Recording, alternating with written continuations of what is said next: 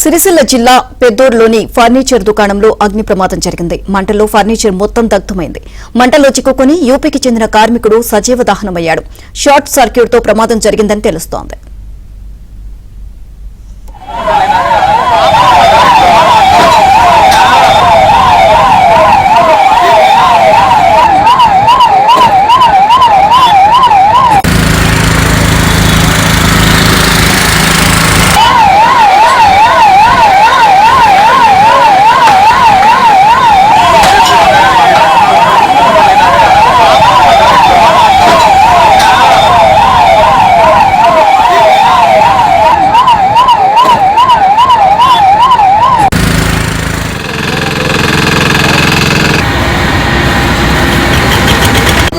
పన్నకంచెలు ఏమన్నా ఫోన్ అంతే ఉరికొచ్చిన మెట్టనే అంతే.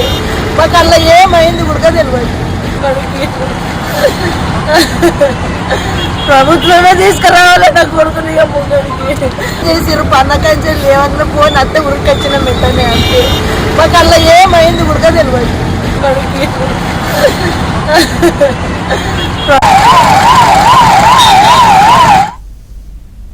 సిరిసిల్ల జిల్లా పెద్దూరులోని ఫర్నిచర్ దుకాణంలో అగ్ని ప్రమాదం జరిగింది. మంటల్లో ఫర్నిచర్ మొత్తం దగ్ధమైంది.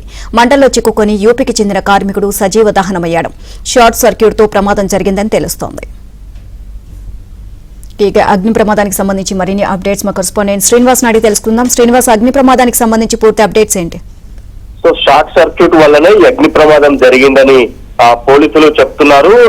మంటల్లో చిక్కుకొని 21 సంవత్సరాలున్న కార్మికుడు ముజామిల్ అక్కడే అందులోనే సజీవ దహనమయ్యాడు. ఈ కార్మికుడిని ఉత్తరప్రదేశ్ కు చెందిన కార్మికుడిగా పోలీసులు గుర్తించారు. అయితే ఉదయం సిరిసిల్ల అర్బన్ పెద్దూరులోని మహాలక్ష్మి ఫర్నిచర్ ఒక్కసారిగా షార్ట్ సర్క్యూట్ కావడంతో చుట్టుపక్కలంతా కూడా భయాందోళనకు గురయ్యారు. దట్టమైన పొగతో అలాగే మంటలు కూడా ఒక్కసారిగా బయటికి ఎగజిమ్మటంతో మొత్తంగా స్థానికులంతా భయభ్రాంతులకు గురయ్యారు. వెంటనే పోలీసులకు సమాచారం అందించారు.